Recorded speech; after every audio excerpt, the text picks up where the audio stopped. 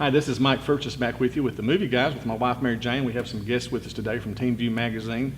We're recording again here at Wichita Shocker Studio, and glad that we're here. Today is a very special program. It's a follow-up to a segment that we did last week looking at the Netflix series 13 Reasons Why. And I encourage some, if they had the chance, to watch Beyond 13 Reasons, which is a documentary about the series. We're going to talk about that today. We're going to try to offer some feedback into that series. And one thing we're going to do a little bit different, it's not so much a review show today as it is a show we're going to talk about hope and the situations that teens are in. We have a panel again today, and we'll start, Victoria, right? Yes. Introduce yourself if you would, and we'll go around the table, just a brief introduction from everybody. Hi, I'm Victoria. I'm 16 years old. 16 years old. Okay. Hi, I'm Trey. I'm 14. Hi, I'm Hennessy, and I'm 17 years old. Trey and Hennessy were with us in the last discussion, and this is I'm Mary Jane, and I'm not going to tell you how old I am. 13 Reasons Why. It's the second season has started on Netflix, and all of us have seen all of the first season. How many of us have seen Beyond 13 Reasons, the documentary that goes with the first season? Anybody else seen that? Mary Jane, it's worth watching, isn't it? Yep. So I would recommend that folks watch that. And what I would say as well, there's one thing I really want to make sure that we do. There are resources available that we want to promote, and maybe in the editing process we can scroll some of these links and the resources to where if there's anyone watching the show that is contemplating suicide or doing self-harm or just needs someone to talk to understand, there's several resources. 13 Reasons Why, that's 13reasonswhy.info. thevirtualpew.com, that's a website that I run. We've done emergency and grief counseling over the years in various topics. There's a couple of others, though, that are really good. Crisis Textline, crisistextline.org, CRISIS textline.org. That's affiliated with the 13 Reasons Why's film. Suicidepreventionlifeline.com. Again, that's suicidepreventionlifeline.com. Or you can call that number if you need to speak to someone immediately, 1-800-273-8255. One of the things I'm looking forward to with this program is that we can potentially offer information that can help save lives, and that's, I get chill bumps thinking about that. 13 Reasons Why. Who wants to start us off into some of the things that they would want to talk about in regards to the series and where the teens are at in the movie versus where they're at today? Anybody have a special place they want to start there? What do you think? I asked the question, what do you think the reasons are that the producers are trying to get across that people are contemplating suicide and doing self-harm? They talk about it in the documentary. What would you say would be the reasons that?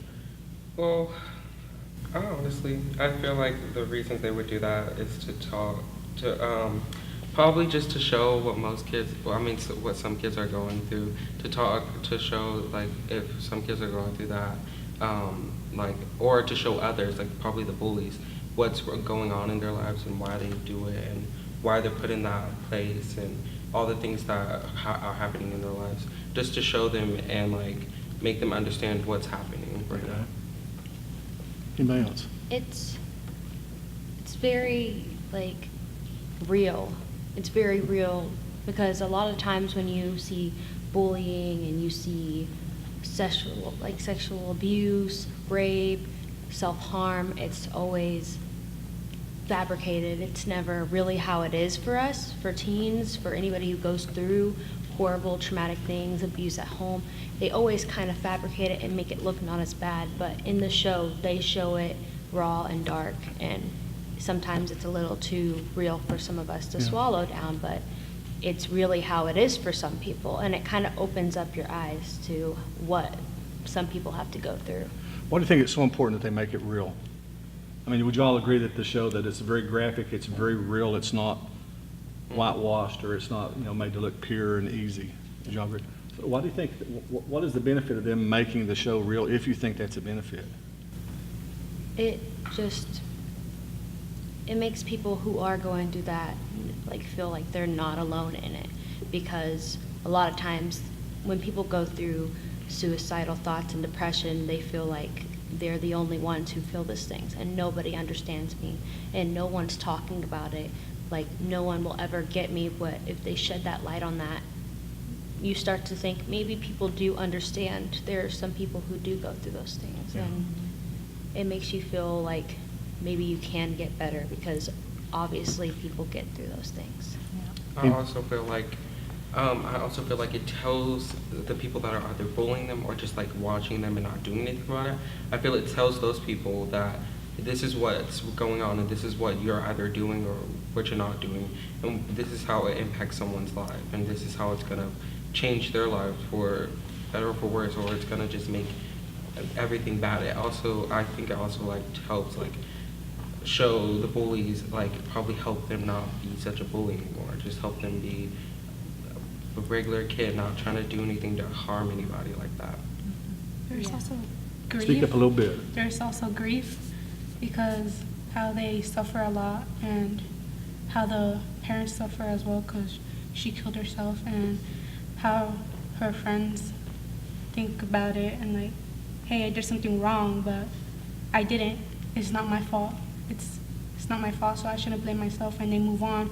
But sometimes you just do things that are little and they don't mean anything, but they actually do.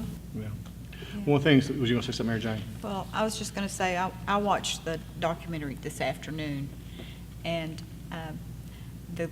one of the producers there, he said the reason they showed it so graphic, they wanted people to understand that it's not a glorious thing, that people do suffer when they commit suicide, that it's not an easy thing to do, It's not a painless thing. and it's not painless, that it's very painful for people to do. And by showing that, something that impacted me and what he said, I don't know whether he said it or maybe they had several psychologists there talking about how we need to educate more each other, educate boys as to how when girls say no, they mean no, and how to respect them, and teach girls how to stand up and say, no, this is not acceptable. And sometimes just one thing that impacted me on it is that sometimes just a smile, a hello to someone in the halls, that makes them feel like that they're real, because Hannah just felt like she was nothing, Let me question here. Do you think, we've talked about bullies a little bit. Do you think the bullies get it? Do you think they care? I think to an extent, depending on the person, they do know what they're doing. They understand that they are hurting another person. But most of the time, people who do inflict pain on others are going through some stuff of their own because they don't know how else to handle it. Yeah. People who get abused at home, sometimes they go to school and they try to beat up other people because that's all they know. Yeah. And they know that it's wrong. They just don't know how else to do it. But there are some people who don't care. Yeah. Anybody else thoughts on that? Do you remember how this season 1 ended? You may remember at the end of it, there's a girl, she's getting bullied, she's ostracized. Yeah. And what does Clay do? He stands up and he says, stop. He says, but he goes and he talks. He befriends her. He befriends her. Talks to her. And so I think there's a valuable lesson there, and they talk about why that's important to be at the end of the first series, the first season, is that we need to know that we can have an impact, that if we're aware of someone that's going through bullying or difficulty or hardship, if we're aware of that, then the importance to go out of the way and just say hi. Hey, would you like to go get a milkshake together? Would you like to go to a movie together? Those are things that can legitimately save someone's lives, and it gives us the opportunity to get to know people. So, question here as we're getting ready to come up on a break here, if I'm not mistaken. Have you ever, and this is a personal question, I have. I attempted suicide various times, and I write about it in my book. Have you ever contemplated suicide or know someone who has? Yeah. Sharon, what brought those feelings on? Well, I mean, I used to get bullied a lot too. Like, I was just going through a lot of stuff. In 6th grade, actually, I was like so done with people, so done with life, that I broke down in the middle of the hallway crying because I was just broken. I felt broken. I felt like I couldn't do anything about it. And then I started thinking of like what it would be better if I was gone because I wouldn't feel any pain. But then I decided not to. And actually, What got you to the place where you decided not to? I had 3 teachers, but one of the teachers, she was really nice and caring, and she helped me do stuff. We got about 2 minutes, so you go ahead. Okay. So she helped me help me with all the bullying and all the things that were going on, and it was just very helpful, and it made me feel better, and it made me go on with my life and everything that I was doing. So a teacher, a pastor, a parental friend, those are individuals that if they see something, they can step in and it can help make a difference. Yeah. Anyone else? Yeah. You want to expound on it a little bit, or Um, you don't have to, but I grew up just in a very loving home. My mother is very loving, but like I didn't have a father figure in our life, and that was like really hard for us. My mom was never home, and I had to take care of my brothers. And so speak up. We want to make sure we hear this, so speak up a little bit. when I got into middle school, 7th grade, I was homeless, and I was living in my car, and I was getting bullied, and it was really hard. Yeah. We can probably talk off air because I was homeless as a young teenager as well. And sometimes that pressure at home leads to things that a lot of people never even consider. We can talk more about this. We'll talk about some possible solutions, some ways that we can begin to address the issue. We're going to look at some scientific issues and psychological issues that are impacting youth today more so than any time in history. We're going to take a break right now. We'll be back in just a moment. Again, you're watching The Movie Guys.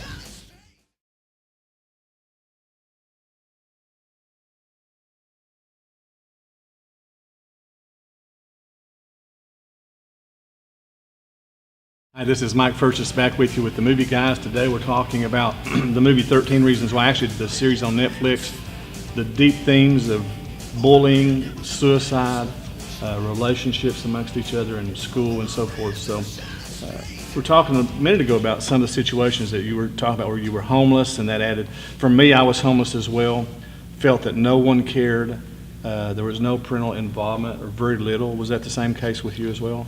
It was just more of I just kind of felt just like nothing, because a lot of people didn't understand like what I was going through. I did not tell anybody that I was homeless because I was already getting bullied because I had just hit puberty, you know. I was starting to have That's an important time of- different smells and Yeah. learning how to take care of myself. Like I'm like discovering myself within that time. So I want to jump in here real quick for the viewer on that. That's a time frame in your life to where those thoughts of suicide and self-harm really kind of crescendo. So that concept of puberty, and it happens at various ages. I hate to jump in, but I want people to understand that if you're at that age and these feelings are taking place, it's natural. yeah. I mean, there may be extenuating circumstances that add to it, but there's already hormonal and chemical aspects that are happening within the body that makes it even more prevalent. I'm sorry, but Yeah, I no, wanna make it's okay. no problem. Okay. I was trying really hard to fit in, and I was trying hard to be normal, because I had like this secret. It felt like I was just so different, I felt. And the school I went to was very like clique based. Yeah. So you didn't fit into a clique, you didn't have friends. And there was even a clique of people who nobody wanted to hang out with. And at that time, they didn't want to hang out with me because I was so different. Because I wanted to be myself, but it was still kind of hard because middle school. Yeah. It's middle school. I started trying to be friends with a group of like goth emo type, because they seemed like they might understand or something. And because of that, that's when I found out what self-harm was. I found out about suicide. I didn't know what suicide was because I was a very sheltered child. Like, I didn't know a lot of bad things. Like, we went to church all the time. I grew up in Yeah. an apostolic church. So, like, I knew really nothing. And I started getting obsessed with the suicide and cutting and just not eating because I wanted somebody to notice that I was in so much pain. But people who are going through that don't want to talk because they want someone to notice it. They don't want to have to say it. They have this unrealistic expectation of you reading their mind to know that they're hurting. When that's not the case, you have to speak up. I want to touch on something you said there about you were actively involved in church and so forth. And I have a number of dear friends that committed suicide, and some of them were actively involved in church. And for the viewers that are watching, as we could probably relate to, going to church and being active in a faith group does not exempt you from those feelings. And parents especially, you need to be looking at indicators, you need to be looking at your child, whether you're in church or not. We think that church is sometimes a way that we get out of that, and that's not always the case. All of my friends that committed suicide, and I've got 6 of them that committed suicide, all but 2 of them were very actively involved in a church group. And so that's not an exemption. And sometimes those pressures and those things you're feeling, they're going to impact you whether you're involved in church, a social club. They're going to be there, and there's nothing you can do about that. Yeah. So a few things I want to touch on real quick. We look at, these are some national statistics I looked at from the University of Virginia, Virginia Tech, Clemson University. There was a Harvard research group that I looked at as well. Virginia Tech shows that those on social media are in actuality a lot less social than those off of social media. The relationships that we think that we develop on social media, whether that be Facebook, Instagram, or whatever, we've got to be real careful because oftentimes those are not real relationships. Real relationships takes place face to face, together, hand in hand. And those things are better because how many times have y'all ever seen social bullying? I see it all the time. And it really disgusts me. And but it takes place all the time because it's so easy to be what I call a keyboard warrior. You sit behind your keyboard in your mama's basement and you type all these things, you can be a jerk. But that social face-to-face interaction is critical. And along those study lines, today, the peer pressures that individuals and youth in particular feel is greater now, the peer pressure now is greater than any time in history. For the first time in history now, the parents are not the primary influence on children. And that may not be a big deal right now, but as you get older and have children, you'll recognize the importance of this. Because there was a day that if you want to talk on the phone, you got to get peer permission from mom and dad. If you want to go outside and play, you didn't just sit on your phone and text and stay on Facebook all the time or whatever, Instagram or whatever. And the parental influence is less now than ever. And the sad thing about that, you talked about parents in the home. Sometimes the parents in the home have no idea what's going on. And they need to actively engage in the life of the child and see what's happening in a loving and a compassionate way. Here's another thing. They talked in the documentary quite a bit about this. Do you realize that your brain is not fully developed until about the age of 25? So those pressures that you feel, mom and dad watching this, uncle, pastor, teacher, you got to take this into consideration. The brain's not fully developed, so pressures that come on to someone in that age group before the age of 25, those pressures are expounded, and you begin to feel like Trey was saying. You don't feel of any value, you want to give up. And Nobody cares. Those are typical feelings that are not necessarily true. And this isn't to make light of it, but the brain mechanism has not developed to the place where it fully understands that yet. Again, we talked about resources that are available. But some people think suicide's the answer. How many of you know people that have completed the act of suicide? I do. Is it the answer? What do you feel? It hurts just to think about them because you kind of feel like you maybe could have saved them or something. There's always that wonder, what could I have done? Yeah. Anybody else? What was that statistic they said on the, How many people are impacted? how many people are impacted? 6 people are drastically impacted by every suicide. Yeah. And when it says drastically impacted, how many of you, just lift your hand, how many of you here know someone that's committed suicide? Okay. How many of you, does it still stick with you? Okay, my buddy Stan, my best friend, his name was Stan, a musician, writer, and thinker too. Stan didn't know what to do, so he took a shotgun and put it to his head. Now my friend named Stan is dead. That's a line to a song I wrote. Best slide guitar player I've ever known. How long has Stan been dead now? 30 years? At least 30. I still cry over Stan. And I hate to say it, but realize that those that have taken their lives, it will have an impact on you for the rest of your life. Those that are contemplating suicide as an option, there's people that love you tremendously, and your act could have a negative impact on them for the rest of their life. Would y'all agree or disagree with that? You know, expound upon that. Imagine someone's watching. I know we talk about looking at each other and talking, but imagine someone's watching the program and they're contemplating suicide. Look into that camera and tell them what you would say. What advice would you give them? Don't do it, because you're going to leave a big hole in everybody's heart, because there are some people that really care about you deeply and that it will really hurt them. There is help, and you can be helped. No matter what you're going through, no matter what you're feeling, people understand what you're going through. There's people who know what you're going through. You're not alone. And you can reach out. And you don't have to go to a therapist, because I know most people don't want to go talk to their teacher or their counselor. How about talk to a close friend?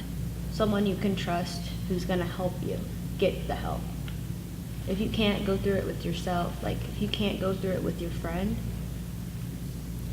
text an anonymous, like